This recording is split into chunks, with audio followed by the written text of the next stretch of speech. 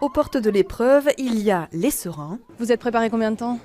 Moi, largement suffisant pour moi. Et les plus anxieux. Un peu fébrile par rapport à cet examen d'entrée. Il y a beaucoup de monde, donc faut faire partie des meilleurs, ça stresse encore plus. Et du monde, il y en a. Un peu plus de 3600 candidats espèrent décrocher le ticket d'entrée pour des études supérieures en médecine ou dentisterie. C'est 10% de plus que l'an passé, et parmi eux, de nombreux étrangers, principalement français. En France, quand on est en PACES, on est 400 dans un amphi par exemple. C'est vraiment que du cours théorique.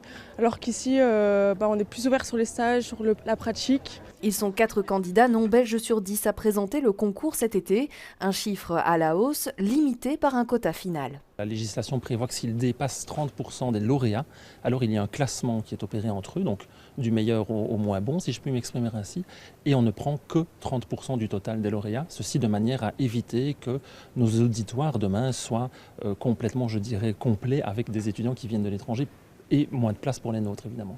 Coût du minerval, du logement, proximité avec le pays, autant d'arguments qui séduisent les candidats français notamment. Quand parfois certains au Nord se plaignent et disent que nous avons admis trop d'étudiants dans nos facultés de médecine, il faut tenir compte de cet élément. Il y a clairement un nombre important de non-résidents qui ne viendront pas exercer leur profession chez nous, qui retourneront dans leur pays. En moyenne, 20% des candidats réussissent le concours avec une nouvelle chance en septembre. Résultat prévu le 20 juillet.